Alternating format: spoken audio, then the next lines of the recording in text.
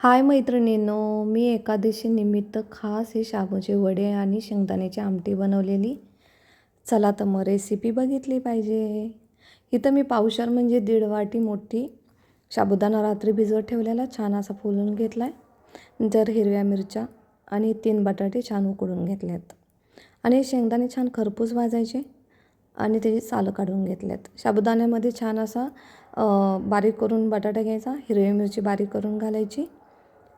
नंतर शेंगदाणे मोठे मोठे कुटून घेतले ते पण करायचे बारीक, मिक्स करायचे. नंतर चवीनुसार मीठ घालायचं.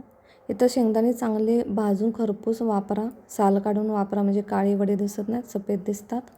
आणि हे मिश्रण छानपैकी मिक्स करून घ्यायचं. पण आपल्याला हे मिश्रण अर्धा तास तरी भिजत ठेवायचं आहे. कधीही मिश्रण हे साहित्य घालून साबुदाण्यामध्ये भिजत ठेवा, लगेच करू नका म्हणजे छान चव येते. इथं शेंगदाण्याची पण रेसिपी मी दाखवली, शेंगदाण्याची आमटी. इथं पाणी मी 1.5 वाटी उकळून घेतलं आहे आणि इथं अर्धी वाटी शेंगदाणे आणि हिरवी मिरची छान असं मोठं मोठं म्हणजे थोडं बारीक करूनच घ्यायचं जाडसर. पाणी उकळलं की जरा मीठ घालायचं आहे आणि छान ते कूट आणि मिरची त्यात मिक्स करायचे म्हणजे छान शेंगदाण्याची आमटी तयार होते. खूप छान लागते. हे बघा, पाणी उकळलं की छान शिजून निघतं ते. किती छान दिसते बघा.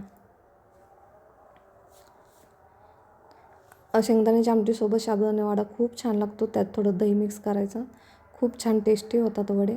इथं मी तेल गरम करून घेतलं आहे, कडकडीत तेल गरम करायचं. इथं मला डीमार्टमध्ये या साबुदाण्याच्या पापडी भेटल्यात खूप दिवसातून. माझी आई खूप छान बनवायची. नंतर हे पण साबुदाण्याचे पापड आहेत, ते पण आपण तळून घेऊयात. खूप छान लागतं. खिचडी वड्यांसोबत काहीतरी पापड असले की छान लागतं ना. हे बघा, छान असे फुलासारखे फुलून आलेत. मस्त दिसतात ना. छान आहे ते शाबूचे पण पापड. नंतर गरम झालेलं तेल आहे, इथं आपण वडे थापून घ्यायचे आहेत हातावरती. कोणत्याही आकारात घ्या, जास्त जाड वडे नाही थापायचे, पोकळ असे जरा हाताने थोडेसे दाबून घ्यायचे गोल आकारात. जसे आकार तुम्हाला आवडतात तसे छान असे गोल आकारात वडे वळून घ्यायचे आहेत आपल्याला.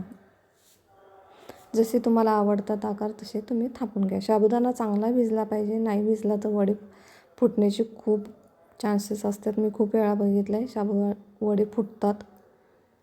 हे बघा, तेलात अलगदपणे सोडायचे आणि खरपूस अशी सोनेरी रंगावर भाजून घ्यायचे. ही माझी पद्धत आहे, प्रत्येकाची वेगवेगळी पद्धत असते वड्यांची. खूप छान लागतात. मस्त खावा, स्वस्त राहावा आणि माझी रेसिपी आवडली तर नक्की लाईक आणि कमेंट करा. कशी झाली रेसिपी. बाय.